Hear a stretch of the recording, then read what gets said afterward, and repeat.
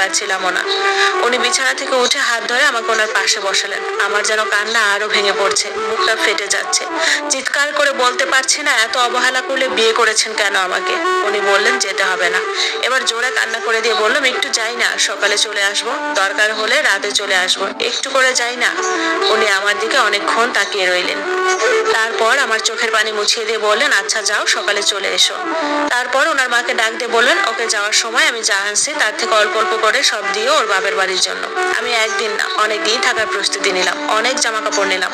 তারপর ওনার ছোট্ট ভাই সিএনজি ডেকে নিয়ে আসলো, সাথে নাস্তা কিনে নিয়ে আসলো, ও আমাকে দিয়ে আসবে। আমি চলে এসেছি বাবার বাড়ি। মা ভাবি সবাই বাড়ির সামনে দাঁড়ানো। গিয়ে তো সেই খুশির সব দুঃখ শেষ। পরের ছেলে কেন আমায় এত কষ্ট দিবে। এসে তো ভাবিদের সাথে বোনদের সাথে দুষ্টুমে হাসিতে সব ভুলেই গেলাম। আম্মুর আলমারি থেকে আমার মোবাইলটা বের করলাম, তারপর চার্জে দিলাম। সবাই মিলে সন্ধ্যার পর হাঁটতে বের হলাম। তারপরেও মাথায় শুধু আসছিল উনি কি আমায় মনে করছেন, ওনার কলিজাটা কি ছিঁড়ে যাচ্ছে।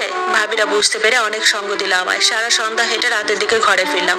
মা রান্না বান্না করে রেখেছিল, তাই এসে আর ভাবিদের কষ্ট হয়নি। কেটে গেল 7 দিন, অথচ পরের দিন আমার যাওয়ার কথা ছিল। ইচ্ছে করেই আমি আর ওই বাড়িতে গেলাম না।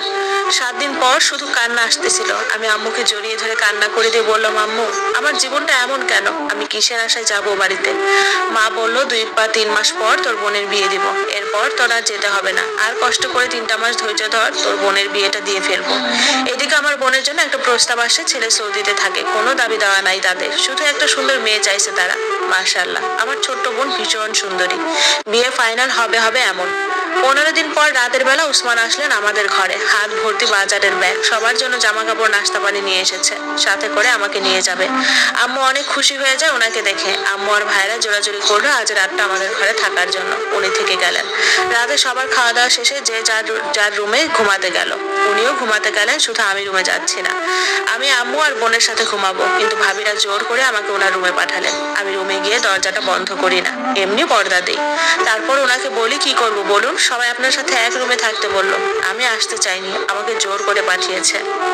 উনি বলল আচ্ছা আসো, পাশে শুয়ে পড়ো। আমি বললাম বাতি নিভিয়ে দিই। উনি বললেন বাতি নিভালে তোমাকে দেখবো কিভাবে, বউকে দেখতে হবে ভালো করে, আসো পাশে। ওনার কথা শুনে শরীরে শিহরণ বয়ে গেল। আমি আস্তে আস্তে খাটের এক পাশে শুয়ে পড়লাম। উনি কোমর জড়িয়ে ধরে আমাকে ওনার কাছে টানলেন। বললেন আর দূরে দূরে রাখতে ইচ্ছে হচ্ছে না, পাশে এমন একটা বউ থাকলে কোনো পুরুষ কি ঠিক থাকতে পারে। উনি আমার পিঠে ওনার মুখ ঘষতে লাগলেন।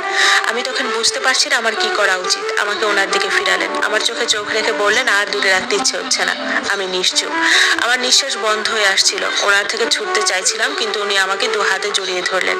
এবার চোখের পানি ছেড়ে দিলাম, উনি আমায় ছাড়লেন। আমি বললাম প্লিজ আর না, আমাদের কোনো ভবিষ্যৎ নেই, আর কাছে আসবেন না। কালকে আপনাদের ঘরে গেলে সব ভুলে যাবেন।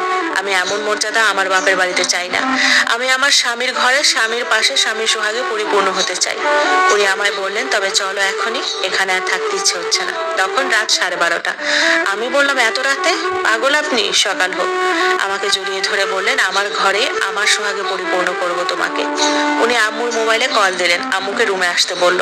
আমায় বলল বরকা পরে তাড়াতাড়ি রেডি হয়ে